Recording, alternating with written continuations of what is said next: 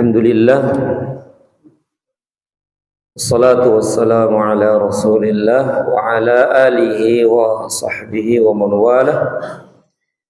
Asyhadu an la ilaha illallah wahdahu la syarika lah wa asyhadu anna Muhammadan abduhu wa rasuluh.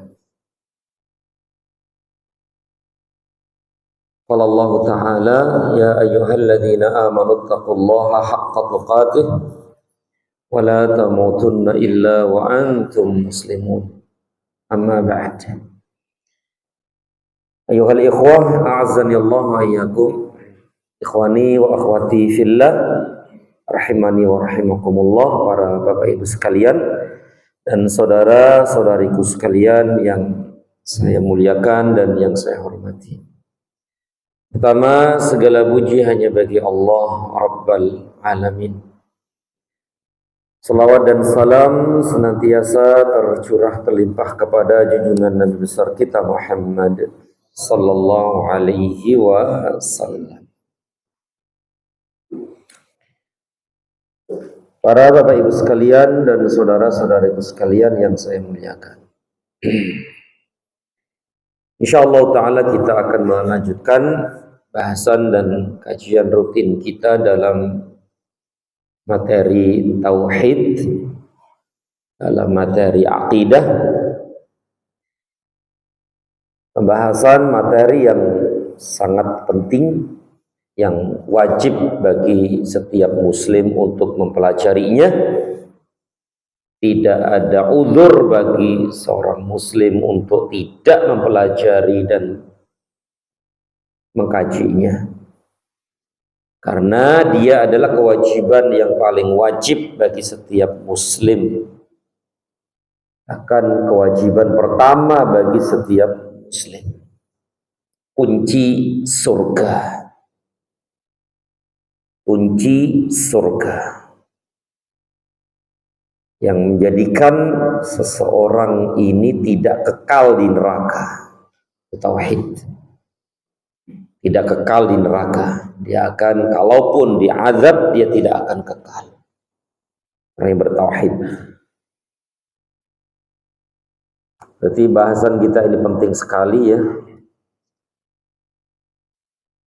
Baik, yaitu dalam kitab Tauhid karya Syekh Muhammad At-Tamimi rahimahullah ta'ala. Buku yang praktis, sistematis, dan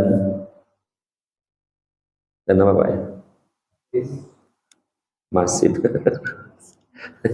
Praktis ya, mudah dipahami dan ringkes, syarat dengan makna. Dan yang menjadi keistimewaan kitab ini adalah penulis menyebutkan macam-macam syirik ya, macam-macam syirik, bentuk-bentuk syirik, agar kaum muslimin tidak terjatuh ke dalamnya. Tapi pada pertemuan yang lalu, setelah kita bahas tentang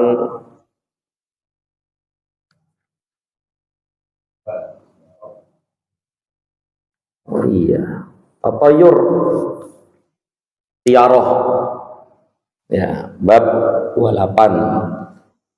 Sebelum 28, 27 yaitu nusyrah. Bab 27 tentang nusyrah, penyembuhan sihir dengan sihir, mengangkat sihir dengan sihir juga,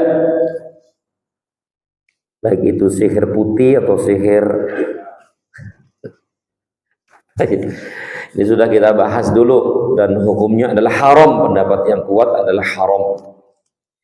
Kemudian terakhir waktu itu hukum tatayur ya, hukum tatayur, dan ini kalau tidak salah sampai dua kali pertemuan. Pertama tentang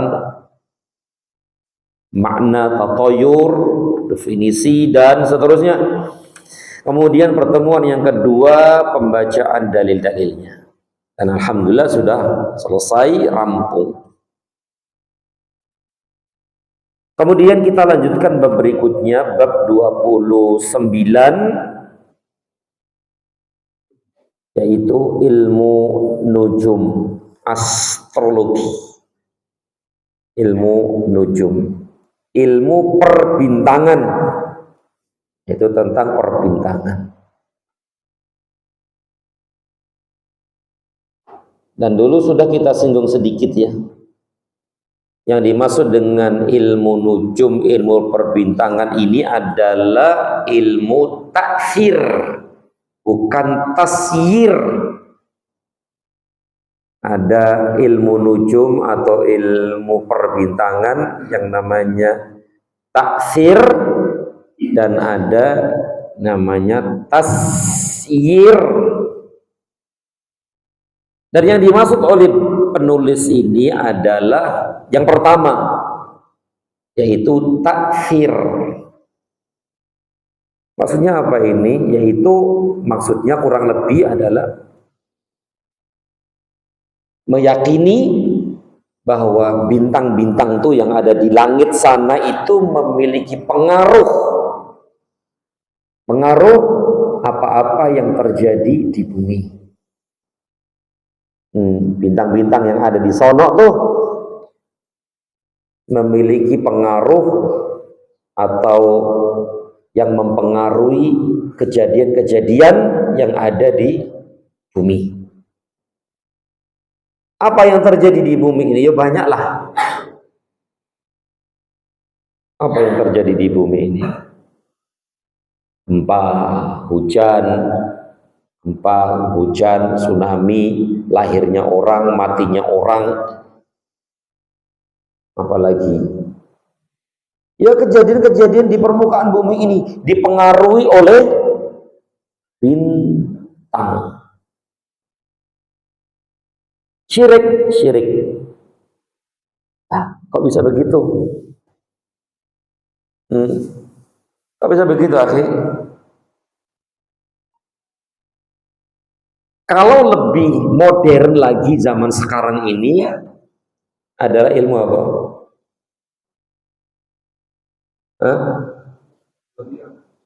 Zodiak, astrologi, zodiak, yaitu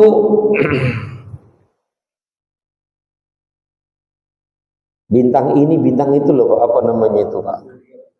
Zodiak, ya zodiak. Nah itu dia zodiak. Bintang ini, bintang Leo, bintang Scorpion, dan seterusnya itu mempengaruhi nasib seseorang. Bintang ini nasibnya seperti ini, nasibnya ini, itu ini, cintanya begini, ekonominya ini, dan seterusnya. Akan terjadi ini, akan terjadi itu. Ramalan bintang itu loh, ramalan bintang itu loh, masuk di situ tuh. Ramalan bintang. Berarti haram baca buku itu. Haram lah. Bahkan ini disamakan dengan orang yang mendatangi dukun. Dulu sudah kita bahas hukum mendatangi dukun, para dan semisalnya, hukumnya haram. Kalau dia tanya saja dan dia tidak percaya ucapan dukun tadi itu, haram. Hukumannya apa? Tidak diterima sholatnya selama 40 hari. Ini nanya saja, mungkin iseng dah gitu loh, iseng, ingin tahu aja, nggak percaya, itu saja haram hukumnya. Bagaimana dengan datang, tanya, percaya? Maka dia telah kafir kepada apa-apa yang diturunkan kepada Nabi Muhammad sallallahu alaihi wasallam. Nah, ini hukumnya sama dengan ini. Ramalan-ramalan bintang, zodiak dan seterusnya. Berarti kalau ada buku nih, ada kan buku kan, majalah, buku, terus internet ya, tinggal buka aja keluar nggak? Apa hukumnya? Haram. Berarti hanya buka saja, pingin tahu saja nih. Oh ini toh, oh ini toh, oh ini toh. Itu hukumnya haram. Berarti kalau hanya sekedar baca saja dan dia nggak percaya, isinya nggak percaya, dia itu cuma pengen tahu aja, itu pun haram hukumnya. Sholatnya nggak diterima selama 40 hari. Berarti kalau baca, percaya, yakin, nah ini dia sama dengan tadi, telah kufur kepada apa-apa yang telah diturunkan kepada Nabi SAW, sama dengan itu. Maka nggak boleh buka saja, nggak boleh. Pengen tahu saja nggak boleh sudah. Kenapa akhi? Karena ini akan mempengaruhi hati. Salah satunya ini akan mempengaruhi hati. Kalau misalnya dia baca nih, baca saja nggak percaya. Kemudian kasus yang dia baca itu ternyata kok sama, mirip persis dengan kejadian dirinya atau orang lain. Oh, berarti itu benar. No, kalau sudah seperti itu gimana? Nah, ini yang dikhawatirkan. Apalagi orang-orang yang hatinya lemah, imannya lemah, tauhidnya lemah, akidahnya lemah. Ya sudah. Lama-lama dia akan mengimani, mempercayai, meyakini ini benar ternyata. Padahal awalnya ya enggak mempercayai. Karena ternyata di kenyataan dia atau orang siapa itu, ternyata benar kok. Akhirnya dia lebih penasaran dan semakin membaca dan terjerumuslah ke dalam kesyirikan ini. Nah, ini namanya taksir. Jadi dia meyakini bahwa bintang itu mempengaruhi kejadian-kejadian yang ada di permukaan bumi ini. Gunung meletus, tsunami, longsor, banjir, lahirnya ini, matinya ini, orang terkenal dan dipengaruhi oleh bintang. Padahal dari sisi ilmu pengetahuan terbukti nggak sih?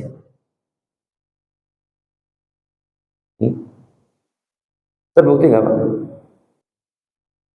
Enggak.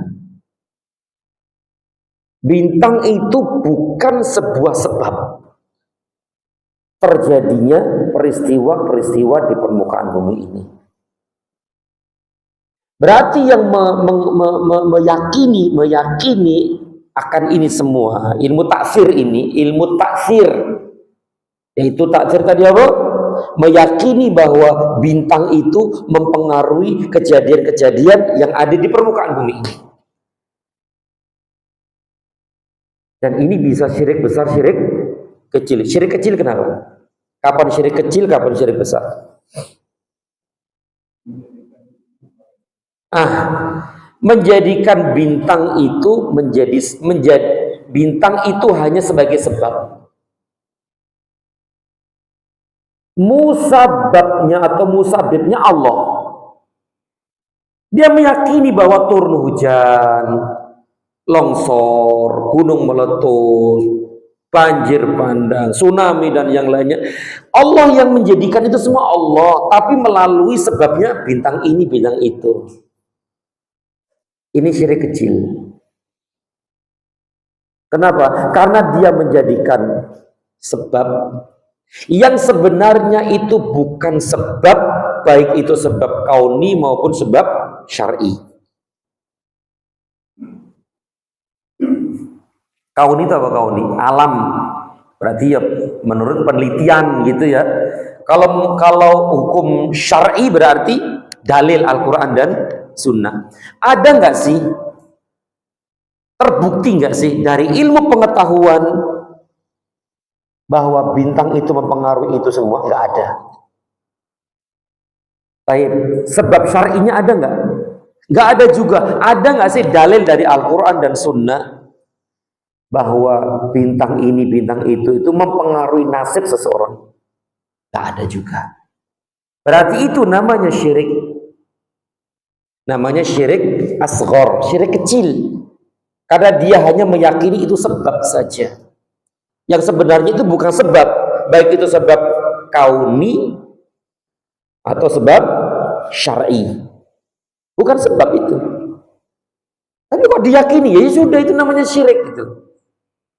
Kayak dulu tuh bahasan apa itu, akhi? Jimat.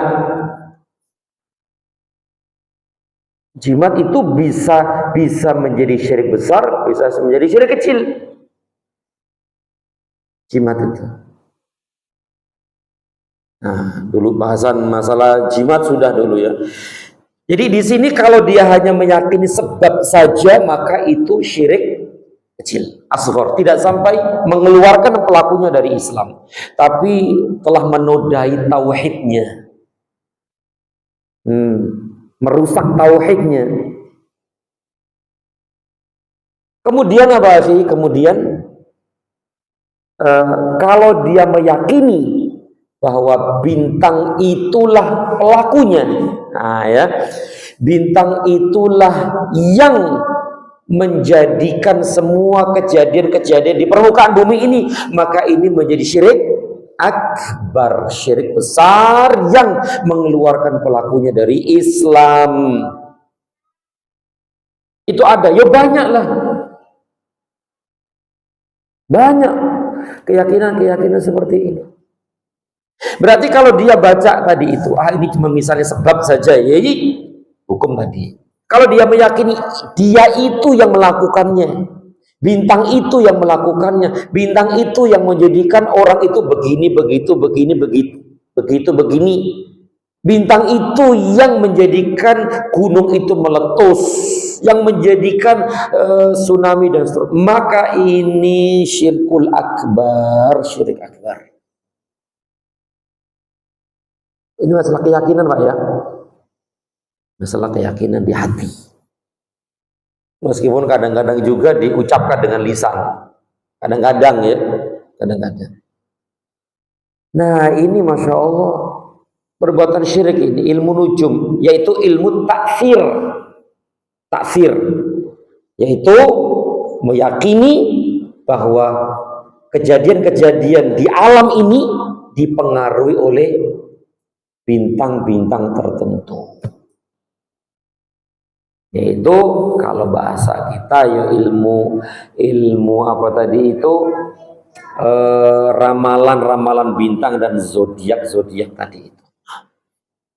Ini bukan masalah budaya, bukan masalah seni dan budaya, enggak. Ini masalah akidah, masalah tauhid.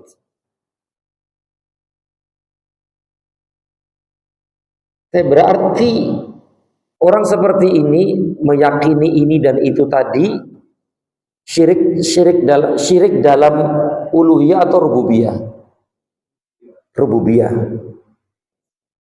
yaitu yang berkaitan dengan pengaturan alam.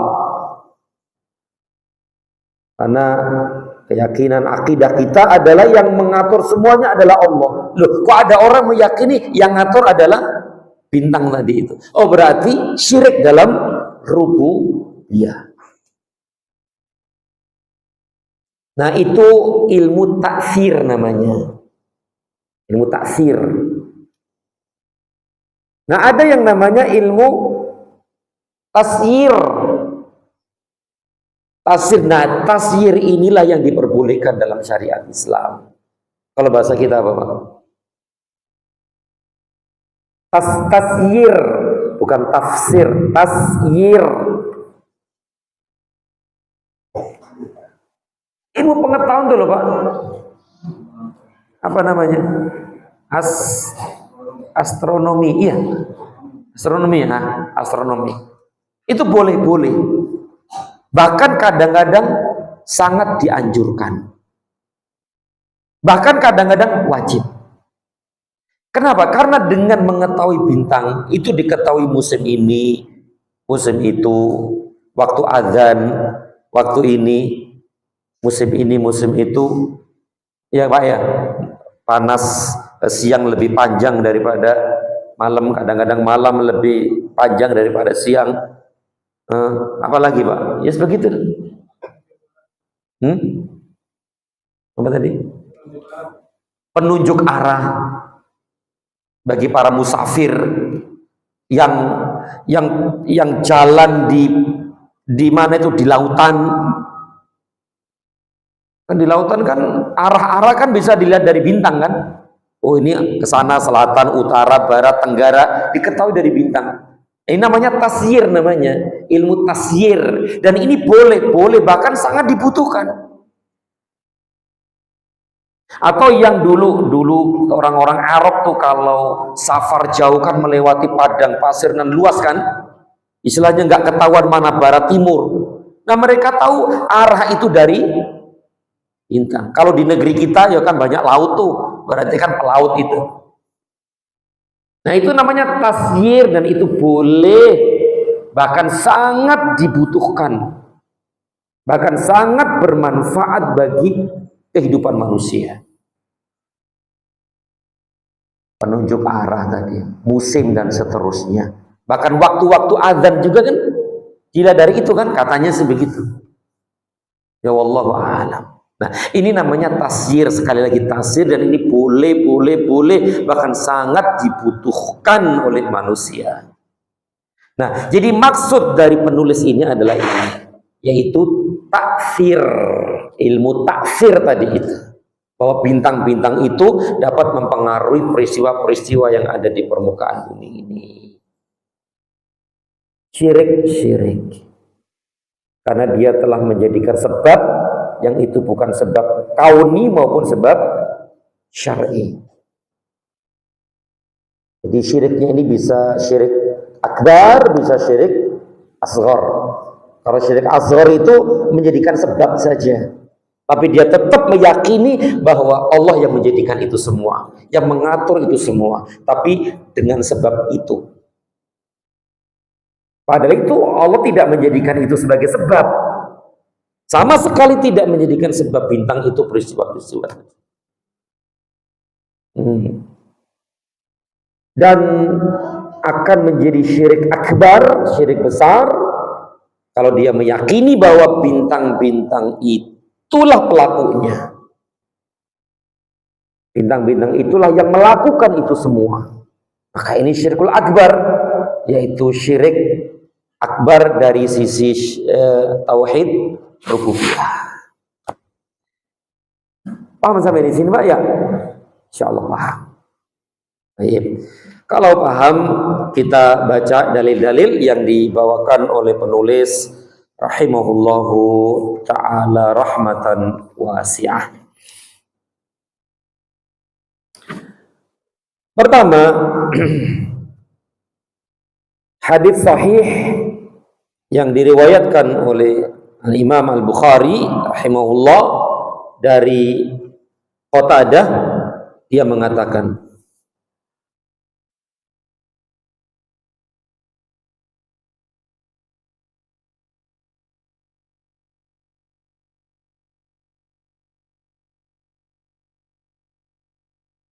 Al-Bukhari meriwayatkan dalam sahihnya bahwa Qatadah mengatakan,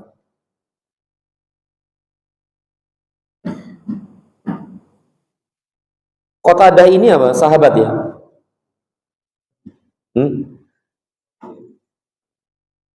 Abu Qatadah atau Qatadah?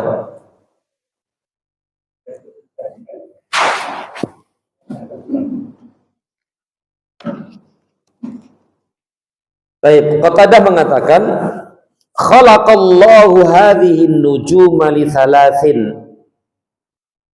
Allah menciptakan bintang-bintang ini untuk tiga hikmah. Hikmah tiga faidah, tiga hikmah. Nah, berarti ini apa ini? Takfir atau tasyir? Tasyir. Ini dia nih. Khalaqallahu hadhihi nujuma li thalathin. Allah menciptakan bintang-bintang ini untuk tiga hikmah. Pertama, zinatan lis-sama, sebagai hiasan langit. Masya Allah. Jadi sebagai perhiasan bagi langit. Ngelihat bintang itu indah ya langit Pak ya. Daripada langit nggak ada bintang, gelap gitu ya. Zina perhiasan. Dan memang seperti itu. Bisa dilihat dan bisa dirasakan oleh setiap orang. Nah, benar-benar bintang itu salah satu hikmahnya adalah zina, penghias langit. Begitu indah langit itu ya ketika nampak bintang-bintang. Banyak sekali dalil-dalil ya dari Al-Quran bahwa bintang itu sebagai zina. Zina atau zina. Zina ya. Zina itu hiasan. As-sama langit. Sebagaimana firman Allah, walaqad zayyana as-sama'ad dunya bimasabih. Masya Allah. Surat apa itu sih? Al-Mulk ya, Al-Mulk. Walaqad zayyana as-sama'ad dunya. Sungguh kami, kata Allah, hiasi langit dunia dengan masabih, bintang-bintang. Masya Allah ya. Sama'ud dunia itu langit yang terdekat dengan bumi. Langit yang terdekat dengan bumi itu namanya sama'ud dunia. Sama'ud dunia, langit yang terdekat dengan bumi. Terdekat tapi jauh ya. Terdekat tapi jauh ya. Ayo jauh banget. Ya. Berarti langit yang pertama itu, langit yang pertama. Padahal di atasnya ada langit yang kedua, 3, 4, 5, 6, 7. Isi langit pertama saja itu kayak begitu. Bagaimana di langit yang kedua? Bagaimana 3, 4, 7? Padahal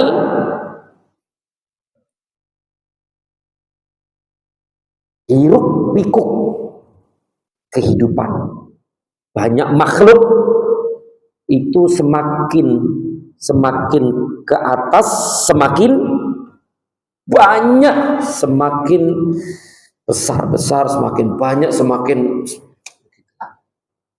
ini yang kita lihat di langit yang terdekat itu kayak begitu loh. Bintang-bintang ada berapa sih Pak? Jutaan atau miliaran? Ya Allah, gede-gede Pak nggih. Wah, subhanallah. Itu banyak banget. Tapi kelihatan kecil gitu, kecil banget. Kelihatan kecil sekali. Jumlah yang sangat banyak, waktu jauh di sana. Bagaimana di atas langit yang kedua? Tentu akan lebih banyak lagi makhluk-makhluk Allah. Dan seterusnya. Makanya di langit yang ketujuh ada apa itu? Ada Sidratul Muntaha, ada surga, ada Baitul Ma'mur, ada apa lagi? Baitul Ma'mur, ada kursi, ada arsy dan seterusnya. Makhluk-makhluk besar ini ada di langit yang ke-7. Akhir. Walaqad zayyana as-sama'ad dunya bimasabih. Allah yang menjadikan itu semua Allah. Untuk siapa? Ya untuk hamba-hambanya ini. Ya untuk manusia.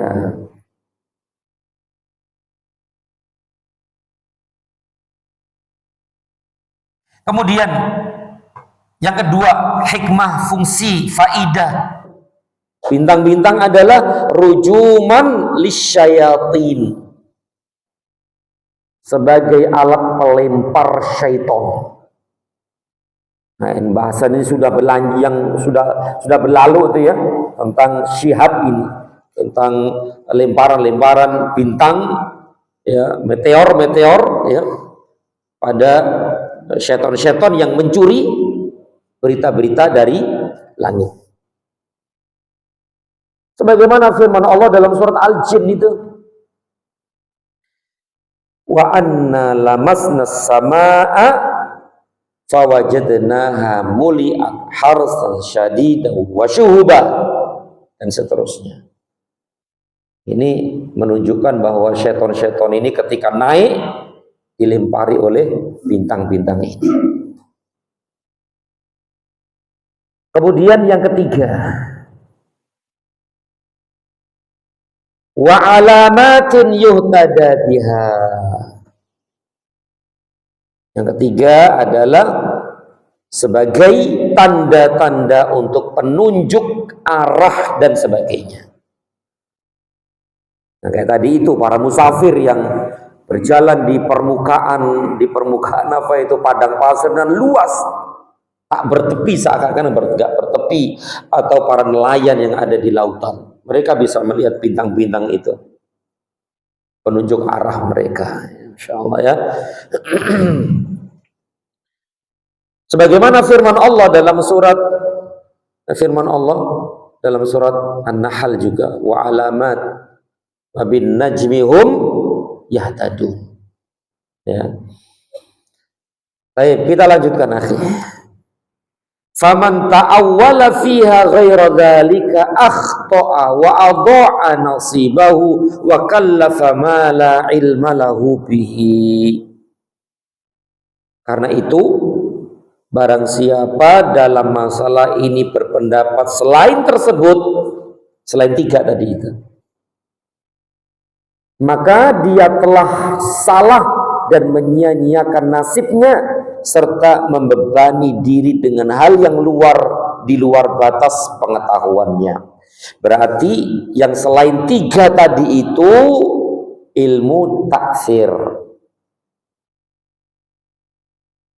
Kalau yang pertama, zinatan lisama, rujuman lisyayatin, wa alamatin yuhtada biha. Semua ini adalah ilmu tasyir. Selain itu, itulah namanya taksir, yaitu meyakini bahwa kejadian-kejadian yang ada di alam ini dipengaruhi oleh bintang-bintang.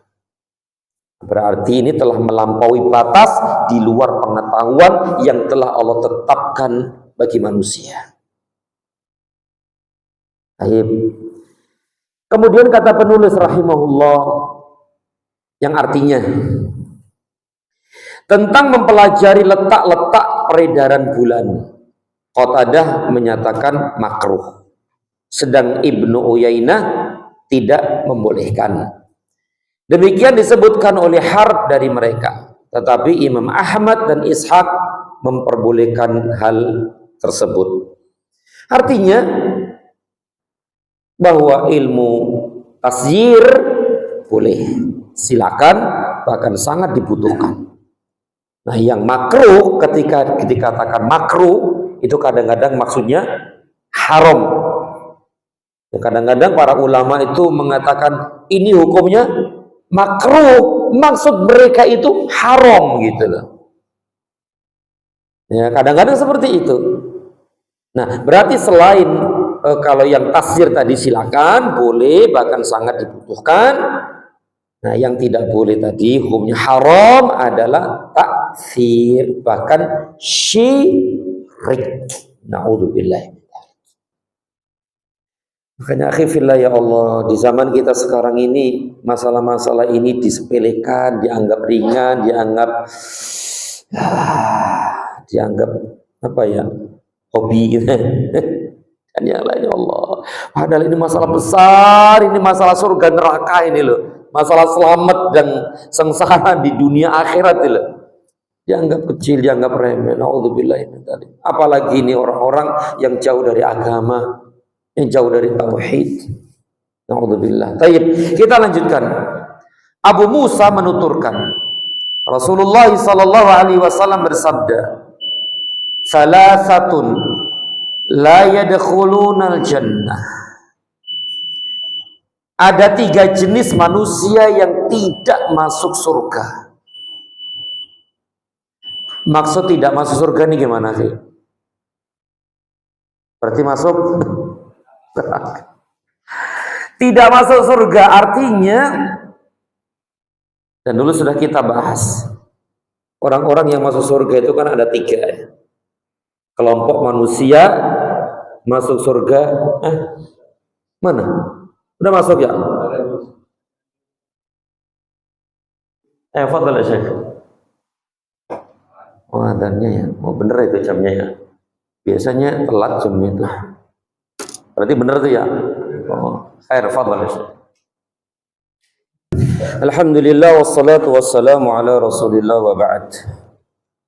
Kita lanjutkan sabda Nabi sallallahu alaihi wasallam, "Salasatun la yadkhulunal jannah." Ada 3 jenis manusia yang tidak masuk surga. Bisa diartikan tidak masuk surga awalnya. Tidak masuk surga bersama orang-orang yang pertama-tama masuk surga. Berarti mampir dulu di neraka. Pada saatnya dia akan dikeluarkan dari neraka dan masuk surga. Selama dia mentauhidkan Allah. Selama dia mentauhidkan Allah. Tapi kalau dia berbuat syirik, ya sudah kekal selama-lamanya. Tidak akan pernah keluar dari neraka. Nah, ini bisa diartikan seperti itu. Kecuali kalau dia ini mengharamkan atau menghalalkan apa-apa diharamkan Allah. Nah, begitu ya. Jadi ada 3 jenis manusia yang tidak masuk surga. Pertama, mudminu khamrin, pecandu khamr, bir. Ini nggak masuk surga. Tapi kalau dia seorang muslim mukmin, ya tadi itu nggak masuk surga berarti awalnya nggak masuk surga bersama orang-orang yang pertama-tama masuk surga. Berarti diazab dulu sesuai dengan besar kecilnya dosanya. Kalau dia tidak diampuni Allah, kan begitu.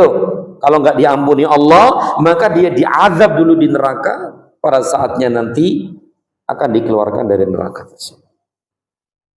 Tapi kalau dia meyakini bahwa khamr itu halal, gimana? Beda kan? Beda. Kalau dia masih meyakini khamr itu haram, tapi hawa nafsunya mengajak dia minum, ya tetap dia seorang muslim. Kalau Allah ampuni, ya masuk surga langsung. Kalau enggak, diazab dulu, kan begitu. Tapi kalau dia meyakini khamr itu halal, apalagi thayyib, udah halal, thayyib, Masya Allah, ini hukumnya jelas, murtad, keluar dari Islam. Meskipun dia tidak minum khamr, meskipun dia nggak minum, tapi karena keyakinannya itulah yang menyebabkan dia keluar dari Islam. Kenapa? Karena dia telah menghalalkan apa-apa yang diharamkan oleh Allah Subhanahu wa taala. Pertama, yang kedua, musaddiqun bisihri. Musaddiq bisihri artinya di sini orang yang mempercayai sihir, orang yang membenarkan perkataan tukang sihir. Dan ini pembahasan yang sudah lalu. Dan yang ketiga, waqati'ur rahimin, dan pemutus hubungan kekeluargaan, memutus silaturahim. Berarti 3-tiganya dosa besar. Bahkan ada yang syirik, bahkan ada yang dan seterusnya. Ya Allah. Pertama, peminum khamr ini gak masuk surga dia. Terus mempercayai sihir, belajar sihir. Makanya disebutkan dalam hadis, barang siapa yang mempelajari sebagian dari ilmu nujum, maka sesungguhnya dia telah mempelajari sebagian dari ilmu sihir. Zada ma zada. Semakin berpengetahuan tentang ilmu nujum, semakin besar sihirnya. Semakin besar sihirnya, semakin besar dosanya. Dan seterusnya. Makanya tukang-tukang sihir itu ada yang minta pertolongan kepada bintang ini, bintang itu. Ingin menjalankan sihirnya itu melihat bintang dulu. Dan semuanya itu tipu daya syaitan sebenarnya. Nah, katanya seperti itu. Katanya seperti itu. Hadis ini diriwayatkan oleh Imam Ahmad dan Ibnu Hibban dalam sahihnya.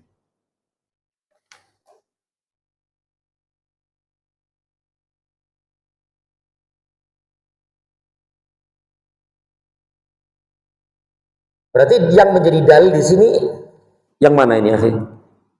Pertama, dua, tiga. Kedua kan ya? Kalau pertama kan peminum khamr, pecandu khamr.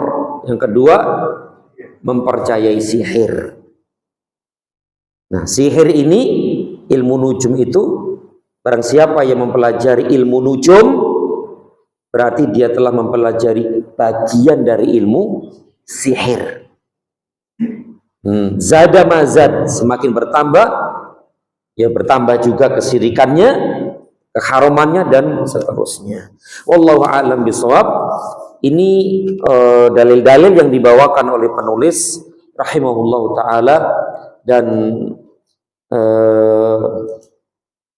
sedikit penjelasan ya, alhamdulillah, mudah-mudahan bisa dipahami ya, mudah-mudahan bisa dipahami. Baik, kalaulah kita tidak melakukan itu, maka alhamdulillah Allah telah menjaga kita dari perbuatan itu. Ini yang paling penting. Kalau kita tidak melakukan itu, akhi, berarti Allah mengendaki kita kebaikan. Allah halangi kita, Allah lindungi kita, Allah jaga kita dari perbuatan-perbuatan ini.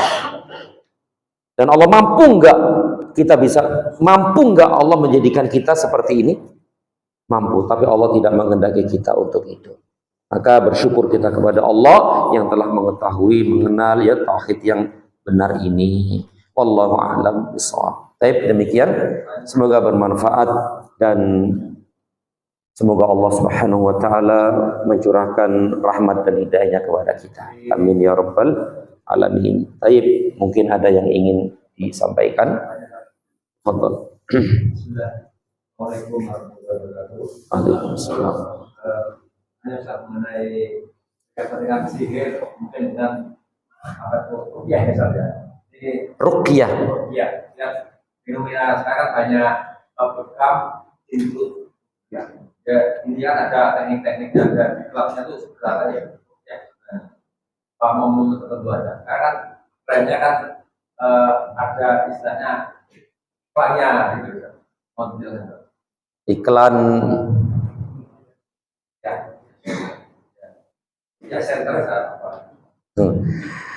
Baik, fillah azani Allah wa iyyakum, bahasan ini sudah berlalu. Sudah berlalu belum masalah ruqyah? Sudah belum? Ada bahasan khusus tentang ruqyah. Sudah dulu kan?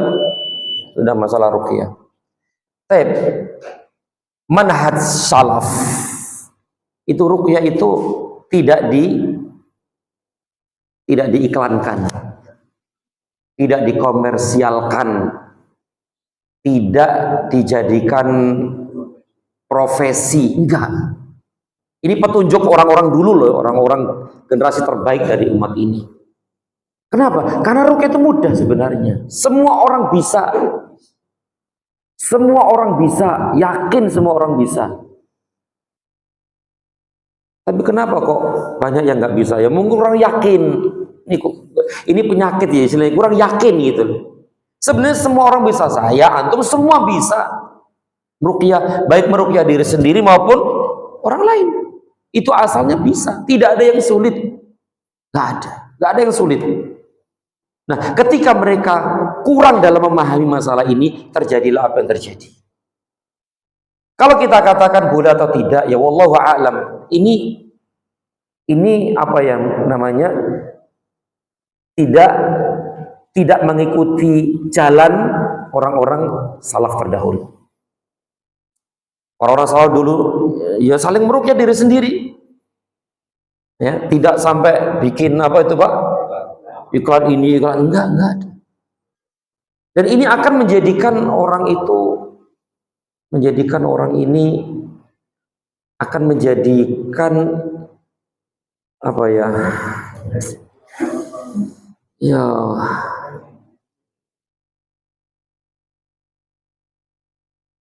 ya intinya seperti itu akhirnya, intinya seperti itu. Ini tidak sesuai dengan jalan yang telah ditempuh oleh orang-orang soleh terdahulu dari generasi terbaik dari umat ini. Maka sebenarnya kita bisa meruqyah diri kita sendiri dan semua orang juga bisa meruqyah. Ya. Dan itu wallahu alam yang difatwakan oleh para ulama ya rahimahumullahu taala. Tapi masalah boleh atau tidak ya wallahu alam. Ya wallahu alam. Wallahu alam. Fadhal. Ada lagi nih? Atau udah malam nih jadinya?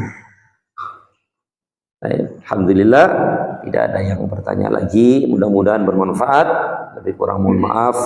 Wassallallahu ala Muhammad wa ala alihi wa sahbihi wa sallam. Subhanakallahumma wa bihamdika asyhadu an la ilaha illa anta astaghfiruka wa atubu ilaik. Assalamualaikum warahmatullahi wabarakatuh.